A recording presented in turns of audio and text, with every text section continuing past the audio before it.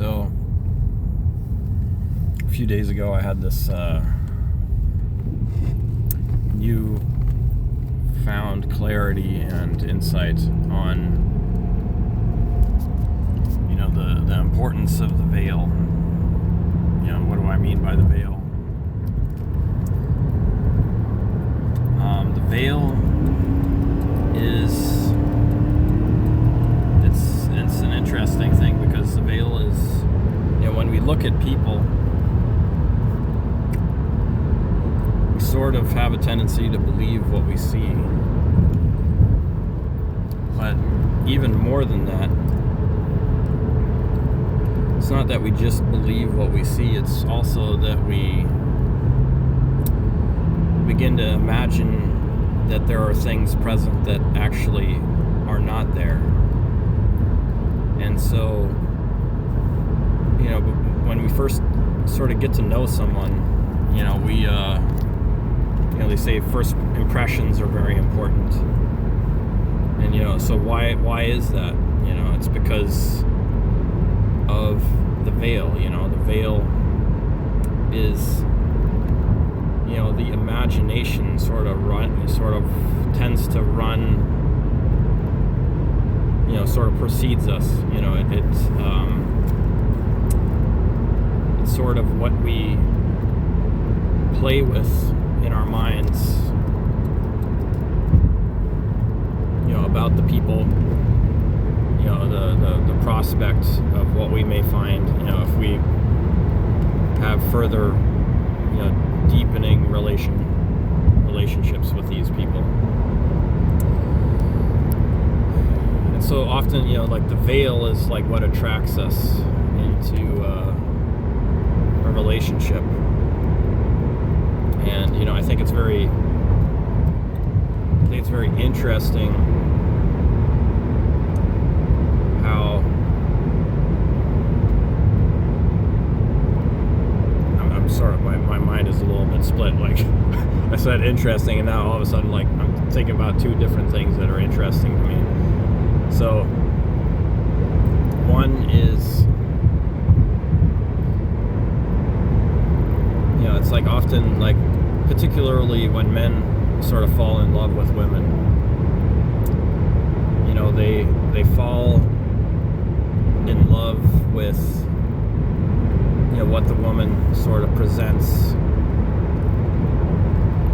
externally, and, perhaps in some ways of, like, sort of like the language that she uses in the sort of things that are like her interests, and sort of the groups that she participates with. And so, like, for a man, I think it's often very tempting to take this veil and allow his imagination to run sort of wild with it, and be start to see, like, she's like the perfect woman, she has all these qualities, and those are just like adumbrations of the greater whole of what she is, and she's just magnificent in every way, and she's like the most beautiful woman I've ever seen. She's intelligent, she's got a great sense of humor, she's just like totally into the same subjects that I'm into, and we're meant to be together. It's like she has to be the one. If it's not her, then I don't know who else would be. So, this is sort of like the magic spells that we can put on other people merely by sort of alluding to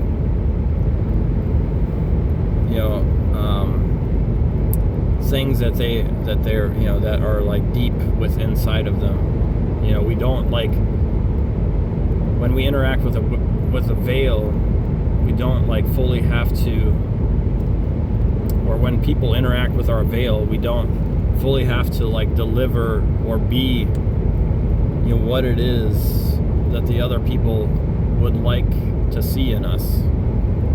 But if we have like some surface level presentation, they sort of do all the work for us. The magic sort of happens, within their minds. And so, I was thinking about like Obi-Wan Kenobi, like there's, I think most people who've seen Star Wars, the original first Star Wars, now known as, I believe, A New Hope,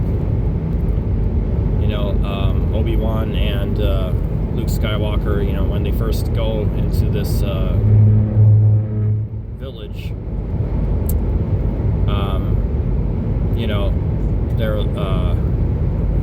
they have the droids with them and in their vehicle, and like the stormtroopers are like, they're like looking for the droids, and they're like, okay, you guys have some droids, we need, like, these might be the droids that we're looking for. And Obi-Wan is like, he just like takes on a very confident voice of, these are not the droids that you're looking for. And the stormtrooper, who doesn't really, he's sort of used to believing in, he's like a grunt who is used to listening to people who are in positions of authority above him. So when he hears a confident voice that speaks with authority, to him that is like, oh, I got to do what he says, like this guy knows what he's talking about. Like he speaks like someone with authority, so he must be important, and I don't want to fuck with important people.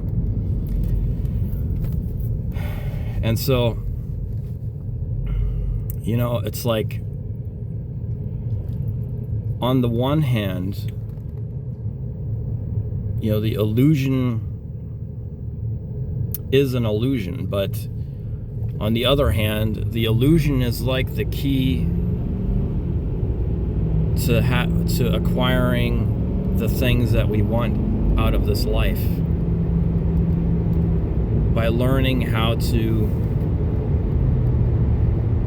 invoke different elements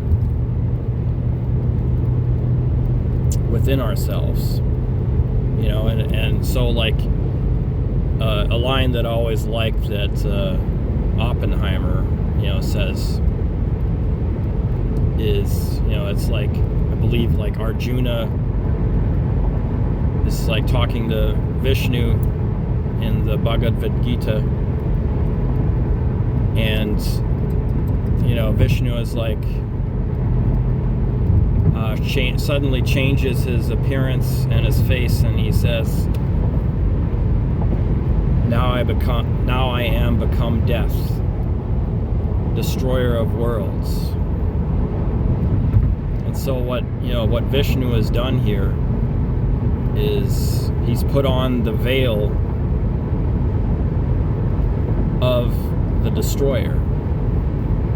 And so like the veil is like the different parts of ourselves that we can all kind of like, like the different, if you're into Jungian psychology, it's like these different archetypes that if we learn how to invoke them through learning how to become the character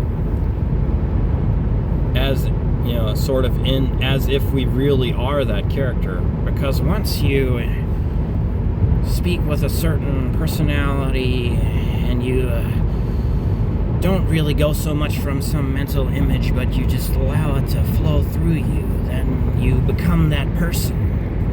You begin to think like that person. You begin to see parts of reality that you prior would not have been able to summon to the forefront of your mind. So in trying it out, trying to speak in the way some other person speaks, you will gain access, almost like in a telepathic form, to what it is that they're thinking and how they perceive the world.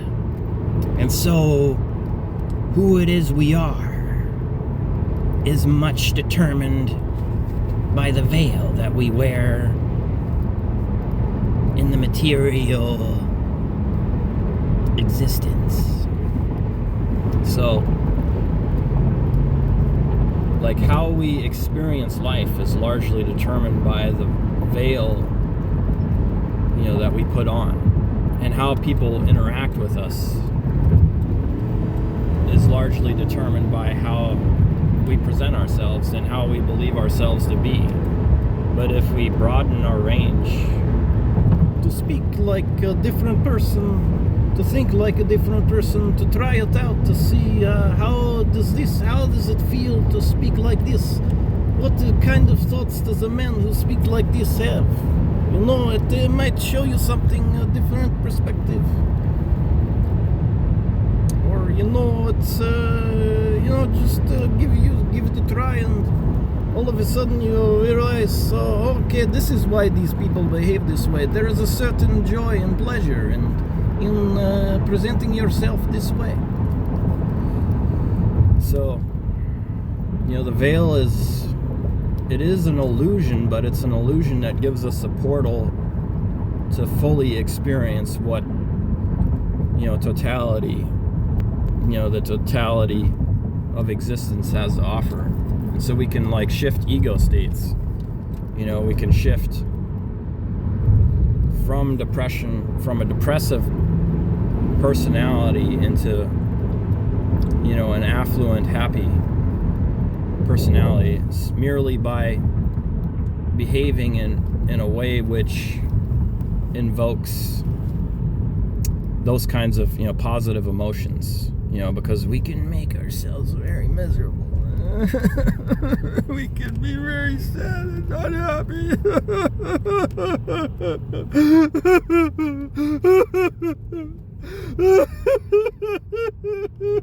Life is so miserable, and everybody hates me, and I'm ugly and stupid.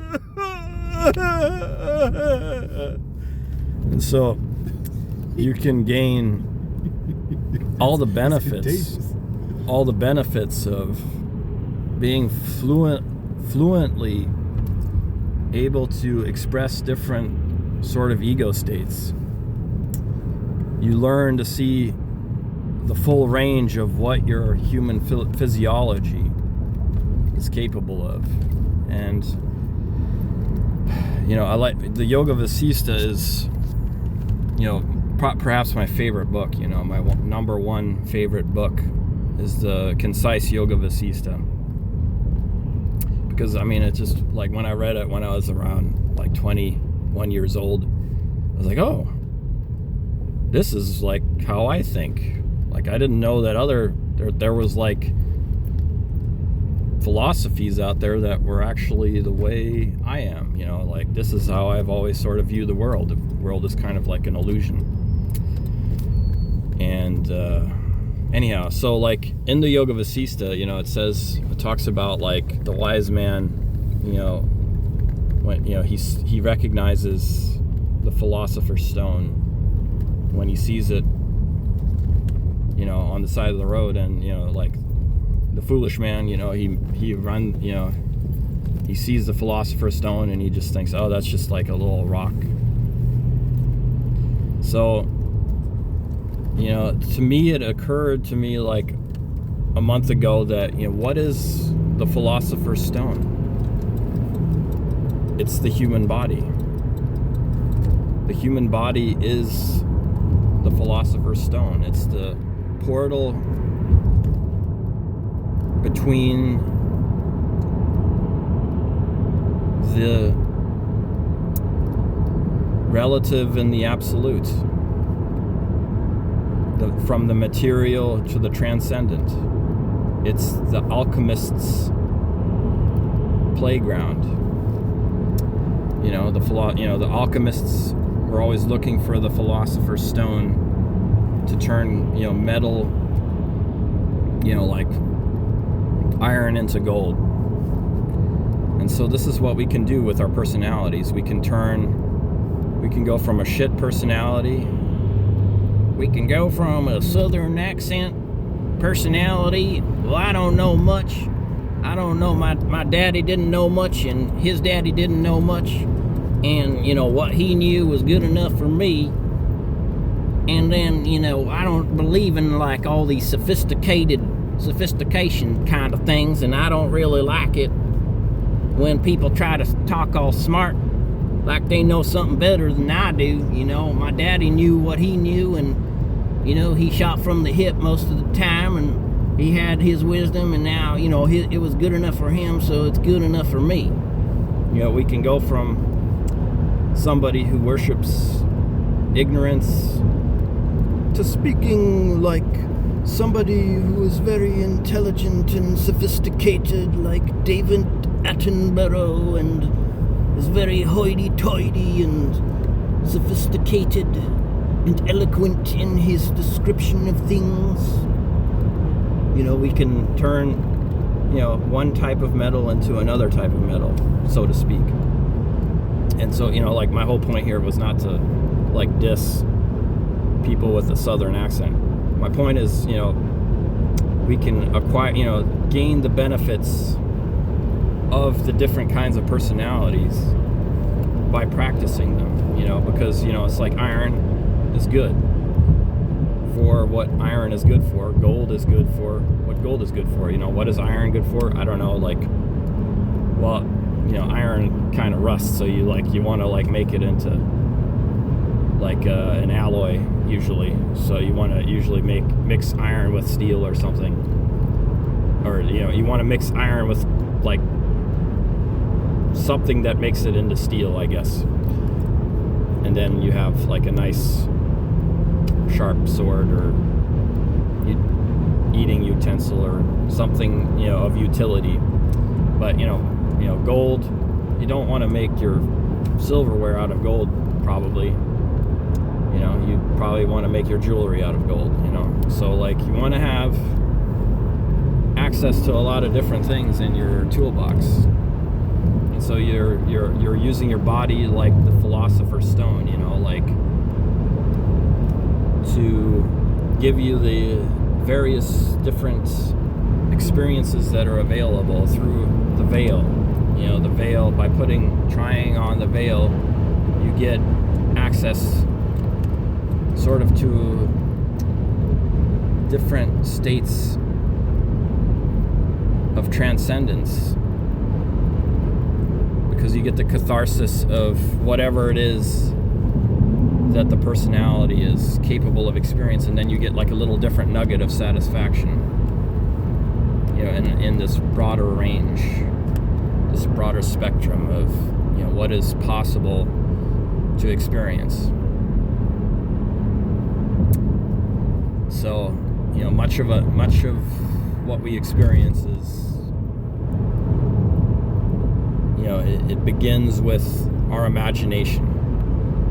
When we see the beautiful woman who has the presentation that we like, we get a lot of satisfaction out of, imagining what she might be like. And, it's that is sort of the access point, where we have to start. We have to start with our imagination, and then we have to try things out to see how it plays out, and depending on how it plays out is the lesson, that we learn. We find ourselves in different situations, and, there's different veils that we, learn to wear by interacting with other people who have that particular veil. And, it's often, surprising, what kind of a person, it's always, it's usually when you first get to know someone, you have certain view of how they're going to be, and then you get to know them and whoa, I didn't expect that. Look at this is interesting. I didn't know that the person who was wearing this type of veil would have these types of thoughts. And the veil is something that I had a bit of a difficult time with when I was younger, growing up, because I'm sort of a literal thinker, or at least I started out that way. But I've always often it's like I'm a weird combination of very literal and then very instinctive and intuitive. But, like the literal part of my mind, often interfered with me really like trying things out and allowing myself to be irrational and to just really have fun with life and to experiment and to see, where things take me without like trying to think about the logic or the reason why, behind it. And so there, it's, like the world is an illusion, but we can use the illusion to stimulate our experience, our deeper experience within ourselves. And then we can let go of the illusion and then just fully, go to the feeling of that. And within that, we've sort of transmuted, using the body, the Philosopher's Stone, something that was a challenging feeling, a very like despondency is like one of the, most challenging feelings. But once we like learn how to maneuver through, then we can take the gold that is within despondency and we can see, it's not just despondency. There's like some feeling in here that if I fully allow myself to experience it, then it like releases something and it like shoots sort of like up through the top of my brain, and it like opens my third eye to like a greater perspective of reality. And so, there's value in Maya, Maya, the illusion. She's she can be very beautiful and very ugly within moments, of her dance. And so when we begin to dance with Maya, instead of like trying to fight against Maya because she's an illusion, she's evil, she's not what she says she is. No, she's exactly what she says she is. When she is beautiful, she is beautiful. When she is a hideous demon, she's a hideous demon, She is always exactly what your perception tells you she is, because she lives inside of you, inside of your heart. And so, when you let go of the ego, you let go of the like, no, the world is this way. It's like, well, wait a minute, I'm disillusioned because I found out the world is actually different than what I thought it was. So fuck the world, It's like, no, like just allow the world to be what it is and don't make so much fuss about always knowing exactly what it means, let go of it. And, very much is the same with what your feelings and your experiences are. It's like they're not what you think they are. They are what they are. And if you stop trying to like reinforce this idea of I am sad, I am depressed, this feeling means unhappiness, this feeling means I'm sad, this feeling means I'm bad, I'm ashamed. No, just like let go of the words surrounding the feeling and then just feel what it feels like. Let go of that veil that you put on top of it and just experience what it is that you're feeling, and then you realize, that feeling is telling me something that I wasn't listening to. It's there for a reason. So anyway, I love this idea of the veil. It's sort of like, makes me fall in love with the world all over again. The beauty and the freedom of allowing ourselves to flow with life and to gain this mastery within ourselves, and the mastery over perception, the ability to influence people through confidently playing the character that has the powers that give us power in those interactions. That is very interesting to me. Anyhow, so some interesting thoughts, and I'll leave it here.